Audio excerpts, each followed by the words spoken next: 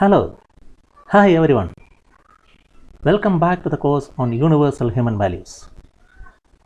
In the last audio lecture, we discussed about values and value systems in a broad sense.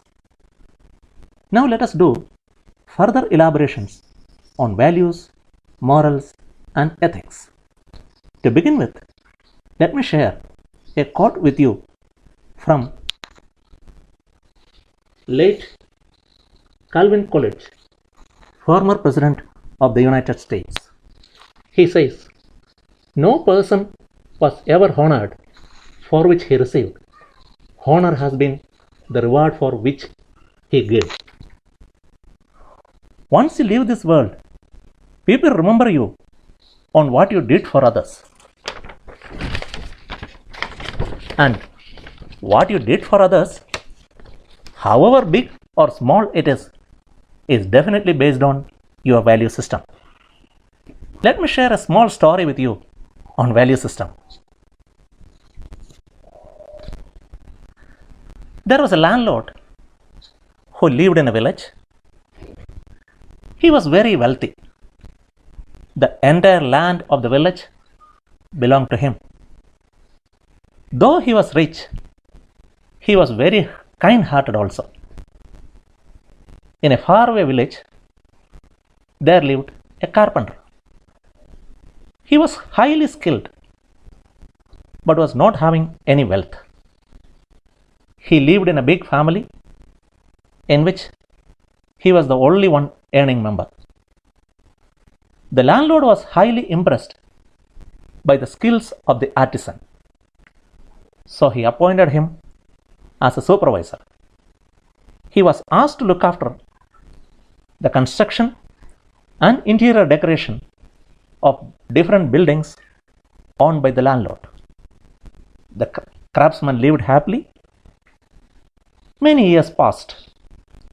The artisan became too old and he decided to stop work. He went to the landlord and said, "Sir, I have been working for you for many years. Now I want to retire. Let me go back to my village and spend the rest of my life with my family members." The landlord was a bit upset after hearing this. He asked, "What is the difficulty? Are you not happy working here? Where will you go if you leave this job?" The craftsman replied, "I have a small hut in my village." "Okay," said the landlord. "If you have taken final decision, let it be. But I want to give you a small assignment. I want to construct one more house in the farthest side of my bungalow. Please complete that before you leave me."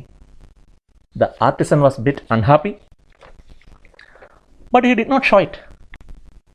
From next day onwards, he started his work, but he lost his concentration and he did not make use of his skills effectively.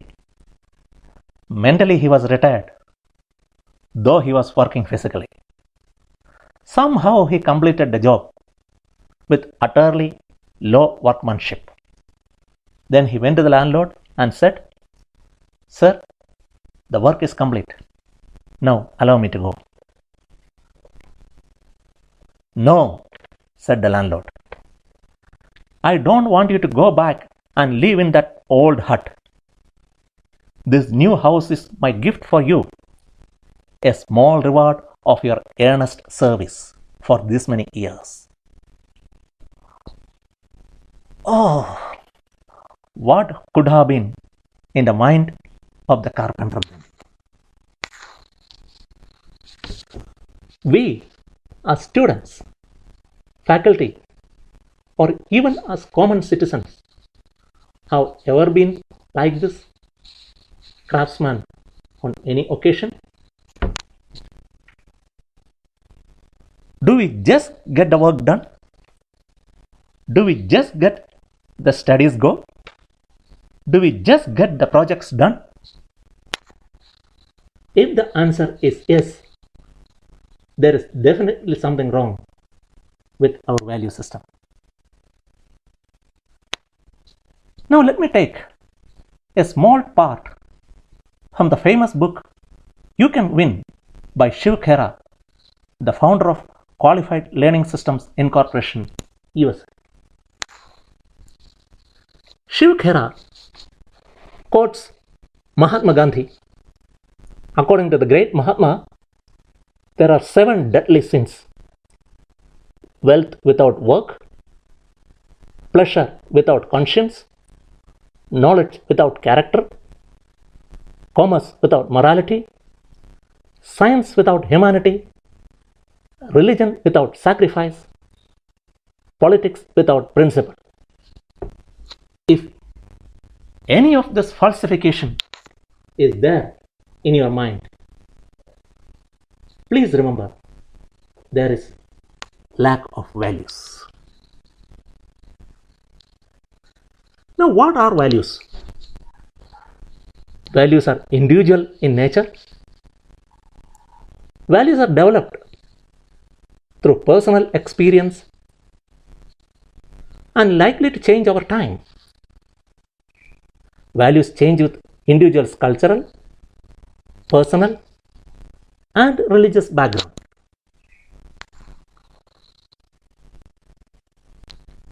Once you understand what are values, the next question is, what are core values?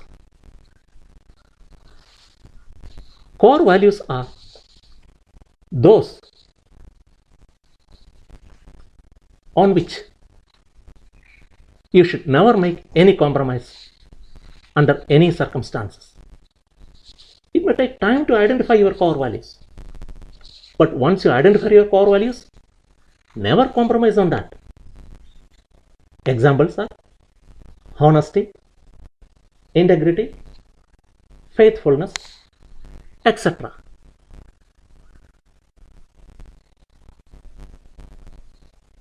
Do the value systems change with time? As all of us are aware, change is inevitable in every walks of life. Whether we like it or not, change is inevitable. Naturally, the same thing is applicable to value systems also. What has been unacceptable till yesterday may become acceptable today. But at the same time, there are certain values,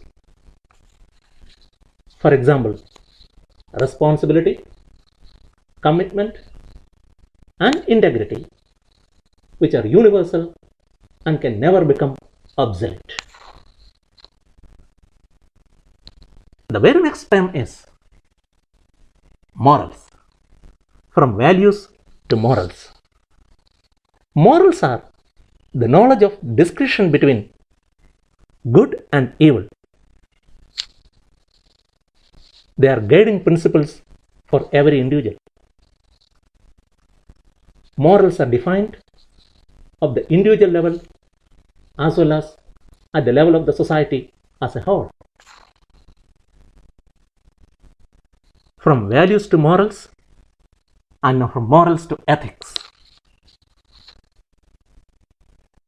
The word ethics is originally from the Greek word ethos, which means the characteristic spirit of a culture, era, or community as manifested in its attitude and aspirations. Ethics consists of application of fundamental moral principles. Ethics reflects one's dedication to fair treatment to other individuals and the society as a whole.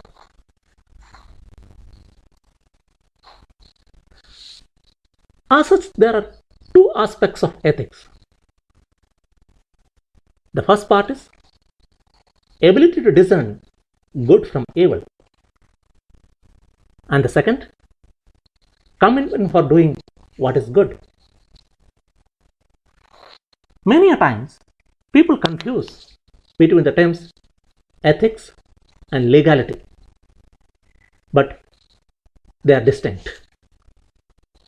What may be ethical may or may not be legal, and vice versa.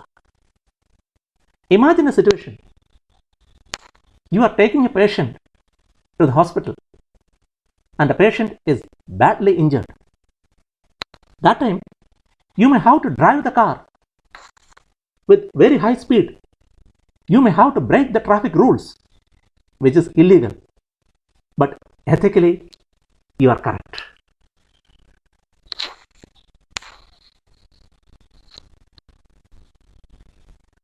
In the society, what affects ethics?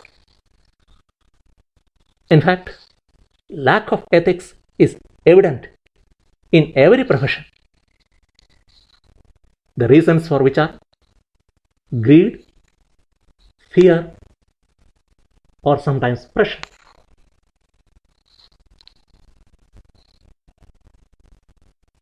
When we talk about professional ethics, let us correlate ethics with engineering profession.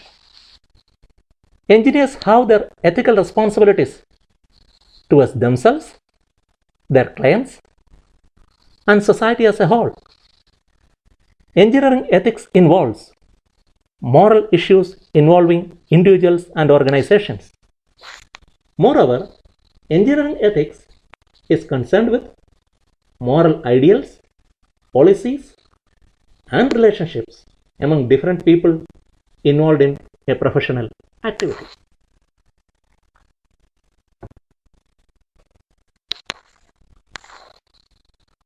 Before winding up, let me share a quote from another former president of the United States of America, Theodore Roosevelt. He says, "To educate a person in mind and not in morals is to educate a menace to society." In the coming lectures, we will do further elaborations on values, ethics, value education, and so on. Till we meet in the next class, bye, take care.